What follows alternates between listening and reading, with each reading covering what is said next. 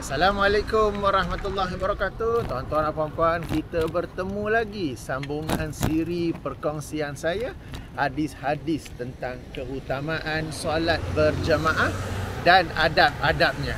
Sambil berkongsi hadis-hadis tersebut, saya juga cuba menjawab soalan-soalan yang dikemukakan oleh para penonton dari ruangan komen. Dan pada kesempatan pada kali ini saya ingin menjelaskan satu soalan yang bagus. Yang ini tentang keutamaan solat berjamaah.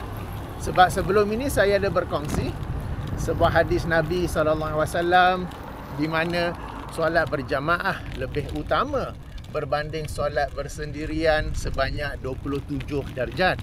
Tetapi saya juga jelaskan dalam riwayat yang lain dikatakan 25 darjat.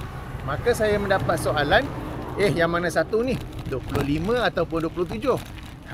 Okey. Jadi sebelum saya bertolak untuk ke solat Zuhur ni, sempat saya buka kitab Fathul Bari untuk menyemak tentang perkara ini. Dan alhamdulillah memang ada perbincangan tentangnya dalam kitab Fathul Bari. Okey, perbincangan dari dua aspek.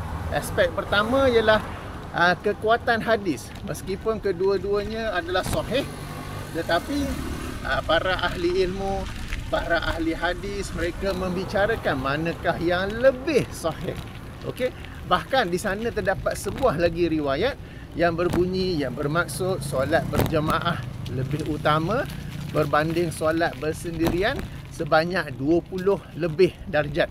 20 lebih saja, tapi tak disebut 25 ataupun 27. Jadi setepatnya ada 3 riwayat ya.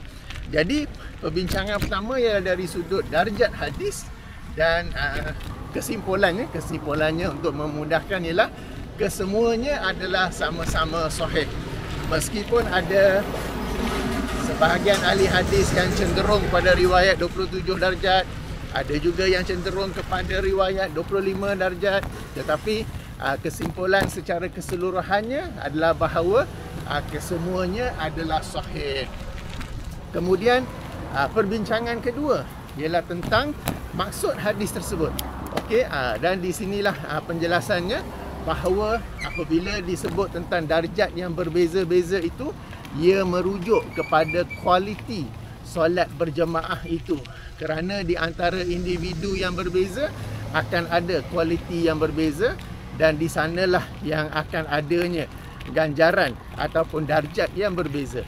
Antara kualiti yang dimaksudkan ialah sebagai contoh, jauh ataupun dekat masjid dari rumah seseorang. Lagi jauh masjid itu, lagi tinggilah darjat yang didapatinya. Contoh yang lain ialah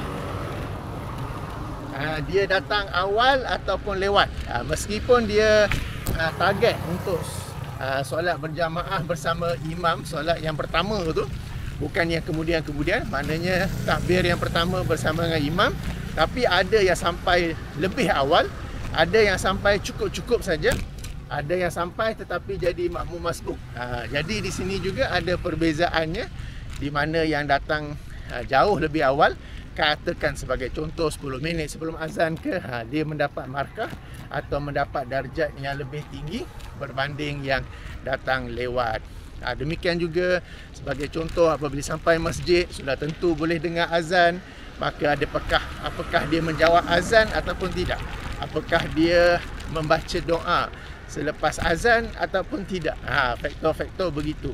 Kemudian bermulalah pula dengan solat jemaah itu sendiri. Apakah dia di saf yang pertama atau saf yang kedua dan ketiga. Ini memberi pengaruh pada berapa banyak markah ataupun berapa banyak darjat yang didapatinya. Kemudian ketepatannya dalam mengikuti imam. Imam takbir, dia takbir. Imam rukuk, dia rukuk. Imam sujud, dia sujud. Dia tidak lagi laju, dia tidak lagi lewat. Itu pun antara perkara yang diambil kira dalam menentukan kualiti solat berjemaah seseorang. Okey, sebab sebagai makmum kita sepatutnya mengikuti imam. Sebahagian orang ada yang bila sujudnya dia lebih lama. Imam dah bangun daripada sujud, dia masih sujud kerana hendak berdoa. Itu satu perbuatan yang salah, sebab kita sepatutnya mengikuti imam.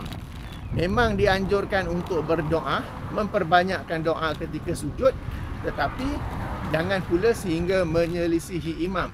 Jika kita hendak berdoa panjang ketika sujud, lakukanlah ia ketika solat sunat.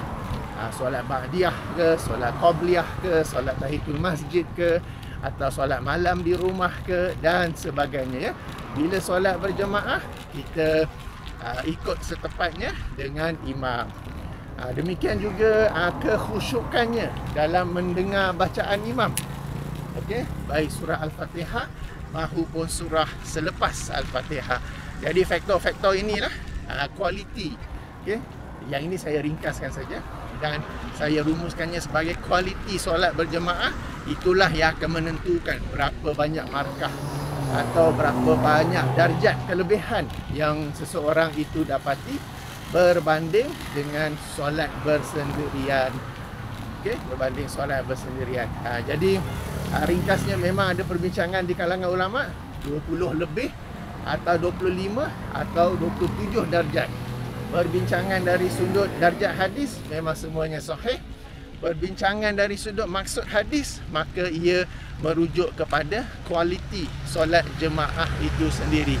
Lagi banyak seseorang itu berusaha untuk menepati ciri-ciri solat jemaah yang terbaik sebagaimana yang disebut oleh Nabi SAW, lebih tinggilah markah yang dia dapat. Okay, saya sendiri ada tambahan, yang tadi tu daripada Fathul Bari. Ini tambahan pendapat peribadi saya pula, ialah banyak mana seseorang itu bersabar dengan kekurangan imam. Banyak mana seseorang itu bersabar dengan kerenah jemaah di sekelilingnya. Sebab kadang-kadang kita nak solat, orang sebelah tu bau punyalah wangi. Maknanya tak wangi lah kan, tapi kita sabar saja. Kan? Kadang kita solat berjemaah, orang depan kita pakai t-shirt pula yang ada gambar sekian-sekian ke, yang mengganggu kekhusyukan ke, kita sabar saja kan.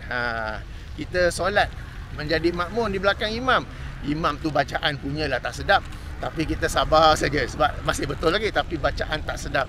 Okey, jadi apabila kita bersabar dengan kekurangan-kekurangan tu, maka disitulah juga kita akan mendapat markah yang lebih.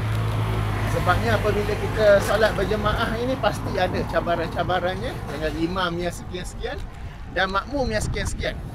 Jadi apabila kita bersabar dengannya, maka kita akan mendapat markah yang lebih, insya-Allah. Jadi tuan-tuan dan puan-puan, demikianlah penjelasannya tentang perbezaan riwayat-riwayat tentang keutamaan solat berjemaah berbanding solat bersendirian, yang menyebut 20 lebih darjat, ada yang menyebut 25 darjat, ada yang menyebut 27 darjat. Jadi semua itu bergantung kepada kualiti solat berjamaah kita di masjid. Baik, moga-moga dapat menjawab persoalan. Subhanakallahumma wa bihamdika asyhadu an la ilaha illa anta astaghfiruka wa atubu ilaika. Assalamualaikum warahmatullahi wabarakatuh. Stop recording.